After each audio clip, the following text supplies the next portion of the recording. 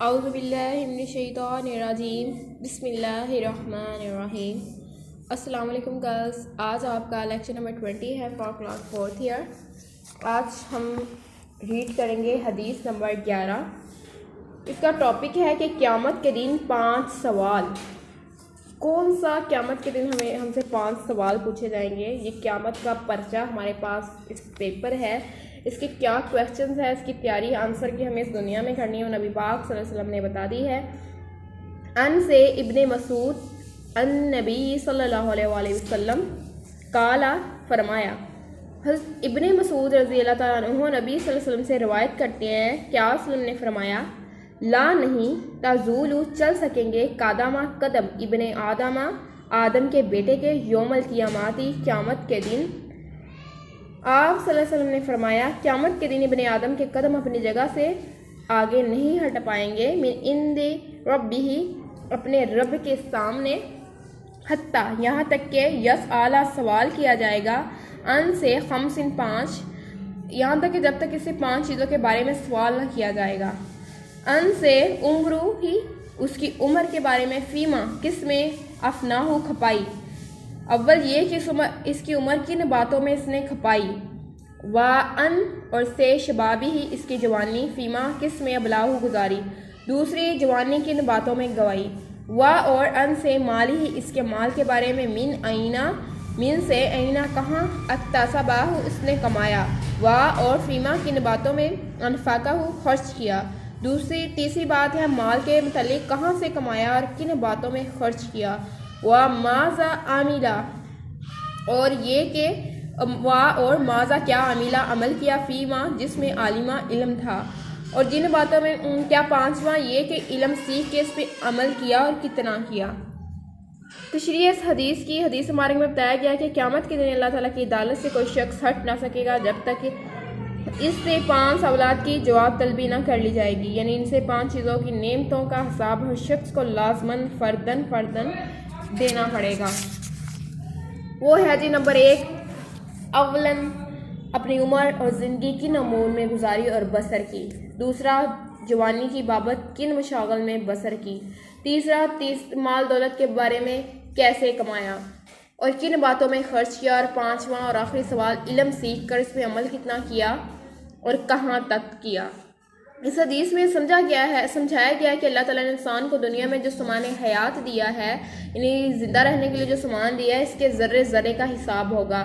گویا سورۃ الحاقم التکاثر کی آخری آیت ثم لا تسألن یومئذ عن النعیم کی یہ حدیث تفسیر ہے۔ انسان ان 5 باتوں کا صحیح جواب نہیں دے سکتا جب تک وہ دنیا میں خدا کا بندہ بن کر نہ رہے اور زندگی کے ہر معاملے میں اللہ تعالیٰ کے احکام کی پیروی نہ کرے۔ قیامت کے دن نعمتوں کی بابت سوال ہوگا، یعنی ان کے بارے میں سوال کیا جائے گا اور آئیں بائیں شائن سے کام نہیں چلے گا۔ ان کا جواب شافی یعنی مکمل طور پہ صحیح دینا ہوگا، اگر اس کا درست جواب نہ آیا تو سیدھا جہنم میں جانا ہوگا۔ یہ باتیں ہنسی کی نہیں، حقیقت یہ ہے اگر مرنا برحق ہے، شک و شبہ کی گنجائش نہیں، تو زندگی میں موت کی فکر کرنا اور جوانی میں بڑھاپے کی فکر کرنا دانش مندی یعنی عقل مندی کی علامت ہے۔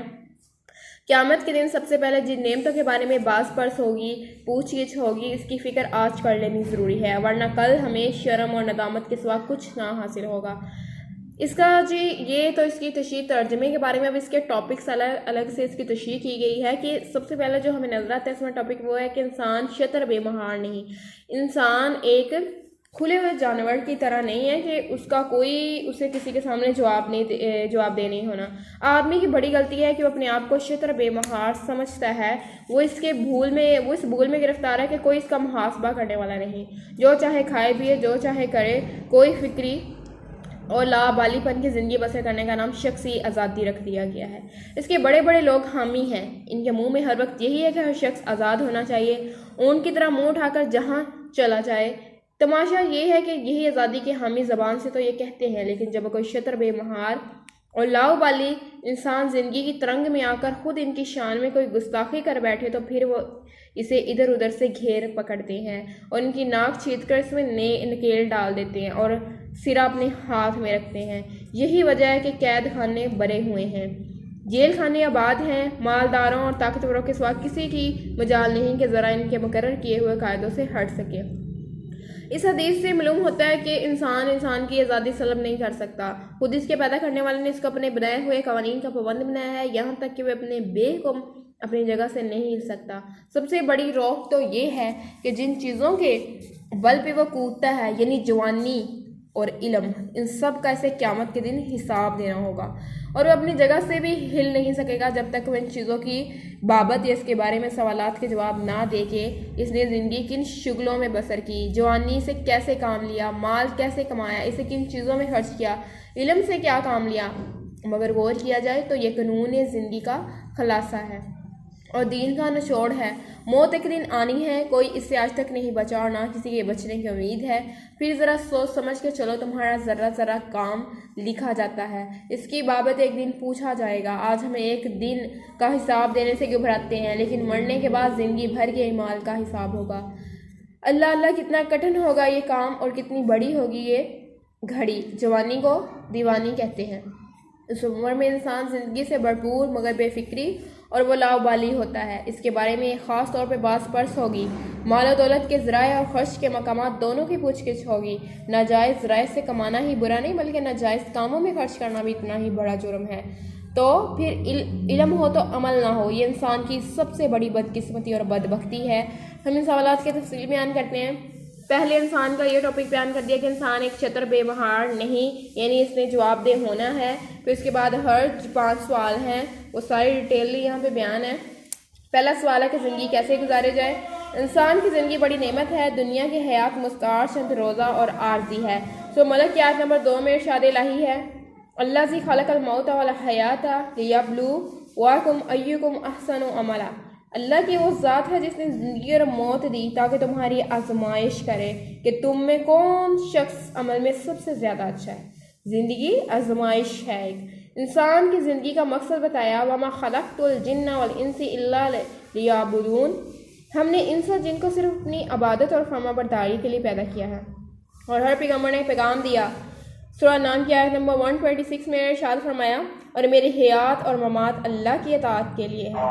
روز قیامت ہر انسان کو اپنی زندگی کے لمحے لمحے کا حساب دینا ہوگا کہ اس نے کس طرح گزارا، اسے عمل میں یا اچھے عمل میں یا برے عمل میں، کیونکہ دنیا دارالامر اور امتحان گاہ ہے۔ دوسرا سوال ہے جوانی کیسے گزری۔ قیامت کے دن دوسرا سوال جوانی اور عالم شباب کے متعلق ہوگا کہ اسے کن مشاغل، کن کاموں میں گزارا اور اس میں کیا عمال کیے۔ ہر عمل کے لیے قوت، طاقت اور ہمت کی ضرورت ہوتی ہے۔ جوانی اور عالم شباب اللہ تعالیٰ کا بڑا انعام عطیہ ہے۔ جو کام جوانی میں ممکن اور آسان ہے، وہ عمل بڑھاپے میں مشکل اور محال ہے، کیونکہ بڑھاپے میں انسانی قوتیں، توانائیاں کمزور ہو جاتی ہیں۔ اگر وہ اچھے عمال کرنا بھی چاہیں تو نہیں کر سکتا۔ اس لیے کہا جاتا ہے کہ جوانی میں عبادت اور اطاعت الہی پیغمبری کا شیوا ہے۔ اللہ تعالیٰ کو جوانی کی عبادت بڑی پسند ہے۔ جوانی دیوانی ہوتی ہے، اس میں انسان ہوش کی بجائے جوش، دماغ کی بجائے دل کا اسیر ہو کر شیطانی کاموں میں مبتلا ہو جاتا ہے۔ شیطان اس کو بہکاتا ہے، جس کی وجہ سے ایسی بے ہوش جوشیلی جوانی برے اعمال کی وجہ سے انسان کو جہنم کا ایندھن بنا دے گی۔ جیسے کہ شاعر نے کہا، ظفر آدمی اس کو نہ جانیے گا، خواہ کتنا ہو صاحب فہم و ذکا، جسے عیش میں یاد خدا نہ رہی، جسے تیش میں خوف خدا نہ رہا۔ لہذا ضروری ہے کہ انسان جوانی میں اطاعت الہی اور عبادت خداوندی اور خدمت خلق میں گزارے، اسے غفلت، معصیت، ظلم اور سرکشی میں گزارنی نہیں چاہیے۔ تیسرا اور چوتھا سوال ہے، روز قیامت کو یہ ہوگا کہ اس نے مال کن ذرائع سے کمایا اور کن مصارف میں خرچ کیا۔ مال و دولت میں دنیاوی زندگی کے لیے ضروری ہے۔ انسانی ضروریات اور دنیاوی حاجات کے لیے مال کی ضرورت ہوتی ہے۔ مال کے بغیر انسان کی زندگی مشکل ہو جاتی ہے۔ اس کے لیے نبی صلی اللہ علیہ وسلم کا قول ہے کہ مفلسی یعنی غریبی انسان کو کفر تک پہنچا دیتی ہے۔ اس لیے مال دولت بھی نعمت خداوندی ہے، اس لیے اسلام نے اسے حاصل کرنے کی ترغیب دی ہے، لیکن حصول کے لیے بھی دین اسلام نے کچھ اصول اور ضوابط مقرر کیے ہیں، جن میں سب سے بڑا اصول محنت اور ایمانداری ہے۔ یعنی کوئی بھی آپ پیسہ کما رہے ہیں، محنت اور ایمانداری سے کمائیں۔ نبی صلی اللہ علیہ وسلم نے فرمایا، الکاسب حبیب اللہ، یعنی محنت اور مشقت سے مال کمانے والا اللہ تعالیٰ کا دوست ہے۔ پھر اس حصول مال کے لیے دیانت داری بھی لازمی ہے۔ تجارت میں دیانت اور صداقت بنیادی اصول ہے۔ ایک صحابی نے نبی صلی اللہ علیہ وسلم سے پوچھا، کون سا مال افضل اور طیب یعنی پاک ہے؟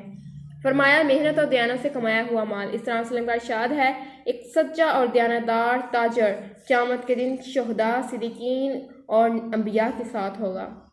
اس کے برعکس اسلام نے حرام یعنی ناجائز رائے سے کمانے کی مخالفت بھی کی ہے۔ ارشاد الہی ہے اے مومنو آپس میں ایک دوسرے کے مال باطل طریقے سے نہ کھاؤ۔ اسی طرح دھوکہ دہی سے حصول مال کی تمام شکلیں رشوت، سود، جوا، چوری، ڈاکہ، ملاوٹ، سمگلنگ اور غبن وغیرہ حرام اور ممنوع ہیں۔ اسلام نے نہ صرف ان مال کے حلال اور جائز ذرائع کی تاکید کی بلکہ صرف دولت اور انفاق مال کے اصول دیے ہیں۔ اس میں اسراف اور تبذیر کی بھی ممانعت ہے۔ اسراف سے مراد فضول خرچی یعنی ضرورت سے زیادہ خرچ کرنا، جیسے کہ آج کل شادی بیاہ پہ نمائش کے لیے خرچ کیا جاتا ہے۔ تبذیر سے مراد ایسی جگہوں پہ مال خرچ کرنا جہاں خرچ کرنے پر شرعی ممانعت ہے، مثلاً شراب نوشی، ناچ گانے بجانے وغیرہ حرام کاموں میں خرچ کرنا۔ قرآن مجید نے فضول خرچی اور حرام کاموں میں خرچ کرنے والے کو شیطان کے بھائی قرار دیا ہے۔ پھر ریاکاری سے مال خرچ کیا وہ اللہ تعالیٰ کے ہاں مقبول نہیں ہے، لہٰذا خرچ کرنے ہمیں غلط جگہ پہ نہیں خرچ کرنا چاہیے۔ ریاکاری یعنی دکھاوے سے مال نہیں خرچ کرنا چاہیے، غلط جگہوں پہ نہیں کرنا چاہیے۔ اسی بات کو ہمیشہ ذہن میں رکھنا چاہیے کہ قیامت کے روز ہمیں پیسے کا حساب دینا پڑے گا، کیسے کمایا اور کس طرح خرچ کیا۔ اس لیے حضور صلی اللہ علیہ وسلم نے فرمایا قیامت کے روز اہل مال کا حساب دینے میں خاصا وقت لگے گا۔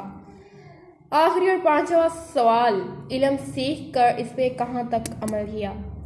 علم حاصل کرنا ہر انسان کا فطری حق ہے اور دین اسلام اس حق کو تسلیم کرتا ہے۔ جیسے مشہور حدیث ہے طالب العلم فریضۃ کلی علی کل مسلم، حصول علم ہر مسلمان مرد عورت کا فرض ہے۔ ایک اور حدیث میں آپ نے فرمایا علم حاصل کرو، طلب علم عبادت ہے، یعنی علم آپ حاصل کرنے آتے ہو تو یہ عبادت کا کام ہے۔ آپ اس راستے پہ چل کے یعنی کالج آ رہے ہو علم حاصل کرنے کے لیے تو آپ کے وہ قدم بھی نیکی کی راہ میں لکھے جائیں گے۔ علم جنت کا راستہ ہے، علم دلوں کی زندگی ہے اور اندھوں کے لیے بینائی ہے۔ علم جس کی توانائی اور قوت ہے، علم کے ذریعے انسان فرشتوں کے اعلیٰ درجات تک پہنچتا ہے۔ علم کے ذریعے اللہ تعالیٰ کی صحیح اطاعت اور عبادات کی جاتی ہے۔ وہ لوگ جو علم حاصل کرتے ہیں الغرض علم لازوال دولت ہے، عطیہ خداوندی ہے، لیکن علم وہی مفید ہے جس پہ عمل کیا جائے۔